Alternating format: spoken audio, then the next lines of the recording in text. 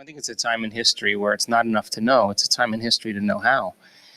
And if you think about it, most people live their life in a habit.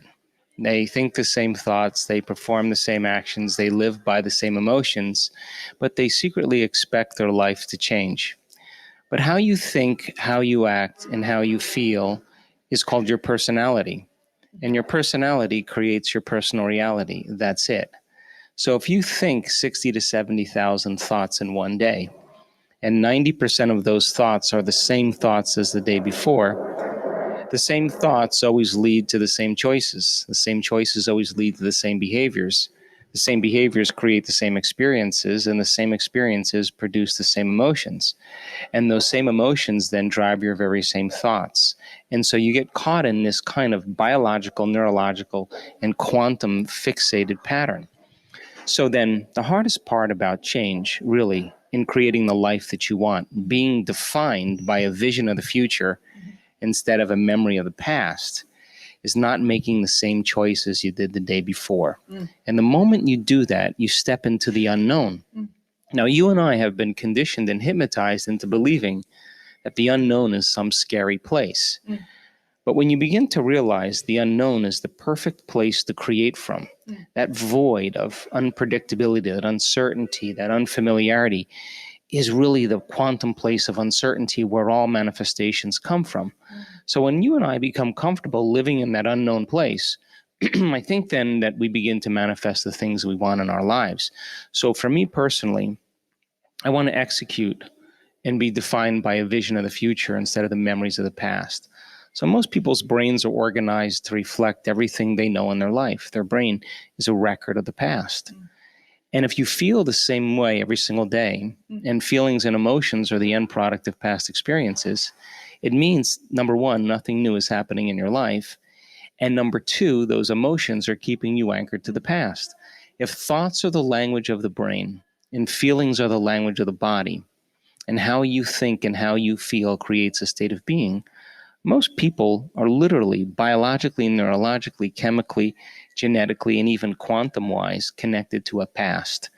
So then the fundamental question is, can you believe in a future that you can't see or experience with your senses yet? But you've thought about enough times in your mind that your brain is literally changed to look like the experience has already occurred. Now, the latest research in neuroscience and neuroplasticity tells us we can change our brain to look like the event has already occurred. And can we begin to emotionally embrace a future reality that's a potential in the quantum field and begin to emotionally embrace it to such a degree that we fall in love with that future reality, that our body as our unconscious mind begins to believe it's living in that future reality in the present moment, and we're signaling new genes and new ways to change our body to look like the experience has already occurred in preparation for the event. Now, think about this. So making our inner world more real than the outer world. Right, but not only that, you have to then understand that when you truly do this properly, you're not waiting for your healing to feel whole. You're not waiting for your success to feel empowered. You're not waiting for your wealth to feel abundant. You're not waiting for your new relationship to feel love. You're not waiting for the mystical moment to feel awe. That's the old model of reality, of cause and effect, waiting for something outside of you to change how you feel inside of you. And when you feel better inside, you pay attention to whoever, whatever caused that. That's cause and effect. And when you begin to make the correlation between what changed you from outside and inside, you create an associative memory. The quantum model of reality begins to say then you have to teach your body emotionally how that future is going to feel like before it's made manifest. In other words, you have to feel awe in order for the mystical moment to happen. You have to feel abundance before your wealth can occur. You have to feel in love with life before your new relationship happens. And so we're not defining reality by our senses because we're not waiting then for anything outside of us to change how we feel inside of us. So if there's physical evidence in your brain and body to look like the experience has already occurred, physical evidence, because the epigenetic model of reality says you can change your body by thought alone. And neuroplasticity says you can change your brain by thought alone. So if there's physical evidence to look like the experience has already occurred, well, relax. because the experience is going to find you. And it's going to come in a way that you least expect. Because it takes time at first. Later on in the second part, we'll speak about how you healed your own body at a young age, and then how now you're teaching it in your workshops. But before, and you get that click. I read like after 6 weeks. But when does that click happen? At first, like it's very, it's not as yeah. The challenge is then to every day be defined by a vision of the future. So then when you combine a clear intention, that's a thoughtful process, with an elevated emotion, a heartfelt state of being, thoughts are the language of the brain, feelings are the language of the body. When you truly do that, your brain and body are living in the future instead of living in the past. And you're going to be drawn to some new event, because thoughts are the electrical charge in the quantum field, and feelings are the magnetic charge.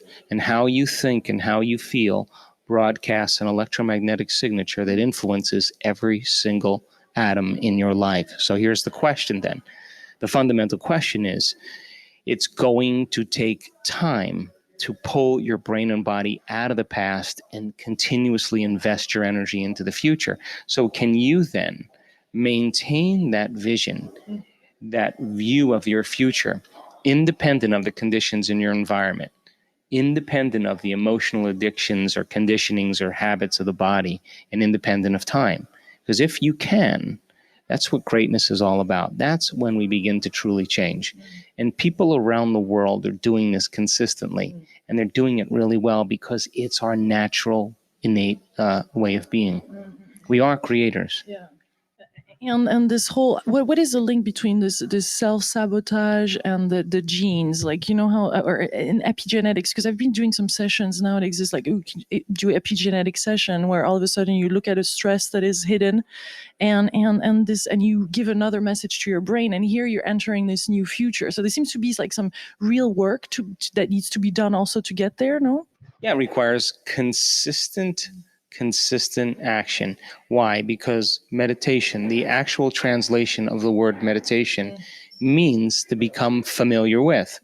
So the first thing you have to do is you have to become conscious of your unconscious thoughts. You got to notice your automatic habits and behaviors. And you have to become aware of your emotions that keep you anchored to the past. And if you can become so conscious of the unconscious states of mind and body that they would never slip by your conscious awareness again, you're becoming familiar with the old self so you don't return. Then if you begin to think about new ways of being defined by a vision, plan your behaviors, review them in your mind. Now, if you keep doing that over and over again, nerve cells that fire together wire together. You begin to become familiar with a new state of mind. At the same time, if you can emotionally cultivate your inspiration, your joy, your enthusiasm ahead of the experience, by repeating that over and over again, cultivating that state, it's going to begin to become familiar to you.